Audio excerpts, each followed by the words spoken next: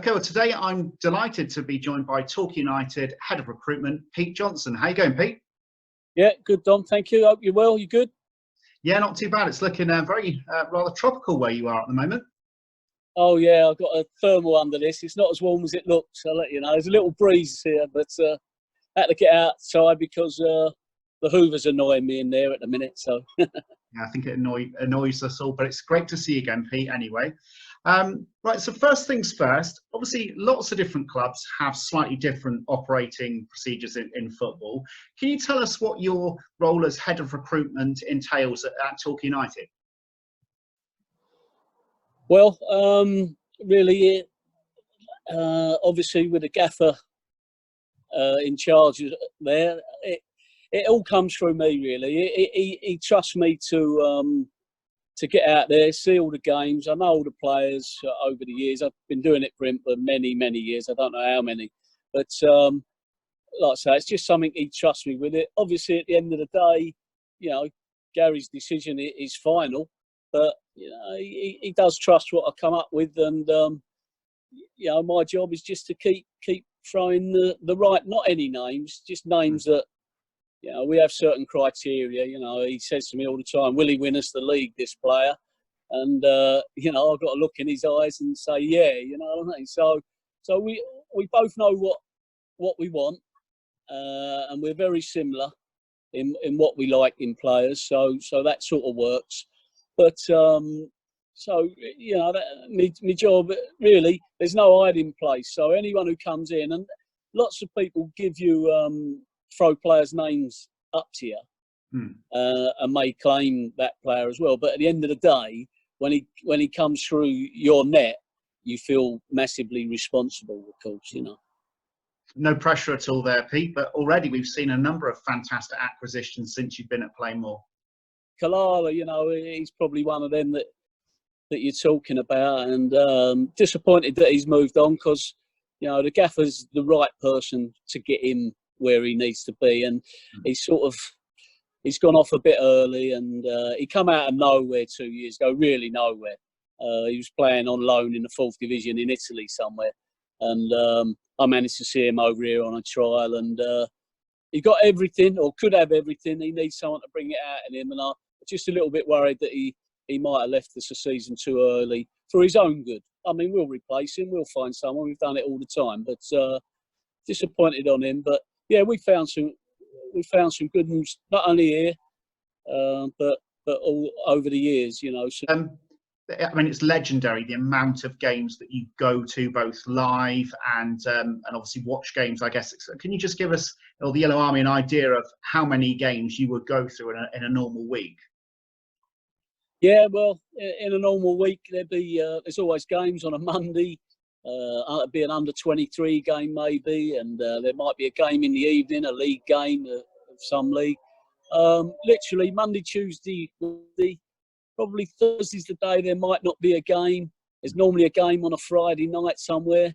Always 3, 4, 5 a week, but then there's loads now with Y Scout and all that. I do a lot on there as well, and combining the two is really the trick at the minute, and that's held me in good stead for this period where there's nothing going on. But listen, there's enough in there at the minute to keep me going in a way with all my contacts and stuff, you know. So there's I see a lot of football, and I'm missing it now. Yeah, so I think we all are. But a couple of things there that, you know, really interesting bits that we'd like to just tap into a bit is that. So first of all, this is everything sort of ground to a halt, or has it made things a little bit more tricky? How's things working for you at the moment? Well, we're trying to take an advantage with every situation. Listen, as sad as it is, right, put that aside, we're going to get on. We know football's going to be back. So we want to be ahead of the game again. Now, we got really enthusiastic people on board, like obviously myself, Gaffer, Downsy, George.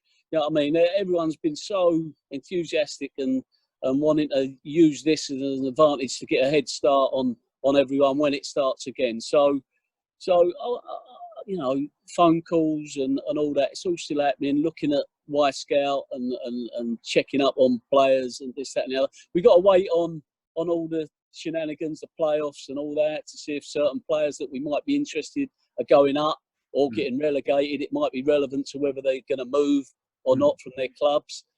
We don't need a lot, which is great. They've spoken about it. We may be needing 3 or 4 and a couple of loans, but invariably we know the big place that we're looking for, the centre forward that's going to get us 20 goals or make someone else get us 20 goals. I still think that we've got 3 or 4 good number 10s already in the camp that could come up and be top goal scorers. We've got a lot of attacking midfielders that I think could step up 5 yards and do stuff for us. But listen, we probably need a couple of strikers, but we're well on the case. I've got a list, mate. If you could see this book in front of me, you'd love it, but I can't show you. I mean, okay, although you can't give us actual names, so are you able to give us any hints at all of what sort of players that you're going to be looking for during this period at all? Well, we already said we know we need a number 9. We need a proper number 9 who can hold it up there and have a bit of everything really and score some goals. But to be fair, any number 9 coming to our place is going to score goals, and that's because the gaffer's attitude is, he'd rather win 5-4 than 1-0. I think he'd say that himself. But it's good entertainment. But that's the way he likes to do it, and it's been successful in the past. What else are we looking for? The type of players, we're looking for athleticism, enthusiasm, character. They've got to be the right character. It's 24/7, isn't it, when you're in a club, and you don't need a wrong un in there. When Gaffer first went into Torquay, he made a lot of changes early on, didn't he? Because there's certain things that he can't have, and that's understandable. And you get a look. You look into your dressing room at the start of every season, and you sort of know the groups that are going to do stuff. I remember thinking that when we took over at Cheltenham, and we had to bring in 19 new players. There's only Asa Hall that stayed on at Cheltenham when we went in, and we looked at them though with Downsy and Pelly and Wrighty and Stoz and all names. And we thought, cool, we got hell of a chance with these. We can do this, and that's the feeling we want at the start of next season at Torquay, really. Now, the other thing that you've already just touched upon a few moments ago is that you're looking at the different age groups. So it's not always about finding something that's immediately going to get into the team there and then, and it's going to be finished after that. You're also taking a very long-term view at things at Torquay United, aren't you? Yeah, well, that's more like personally. I just like to, my sons in this area as well, and one of them's at Fulham looking after youth teams and whatever, so I watch them quite a bit as well. It's just about going to football on the Sunday mornings as well, and knowing that that's going to all be in good stead. But 2 years down the line, when there's an 18-year-old popping up, I'm going to already know quite a bit about him, and it just keeps you. See, I've been doing it actually for such a long time now. There's not many new ones that are cropping up, so it's easier. You know what I mean? I'm not going out there blind. I'm going there and I'll probably only need to see a couple of players at a game because I probably know the others. So, and being in a pre-season like no other, this one's going to be, where you've got so many players that are going to be out of contact with it. I mean, that is going to be an absolute, a real blessing for you and for the club, won't it? Having that background and knowledge already. Yeah. Well, that's a little bit of a balancing act as well, because we know we like to get ready early and have everyone in place, almost day one of training. Now, we're not sure when all that is, but also, that you can be gutted sometimes if that real top one comes up late on. Do you wait? Do you hang on for it?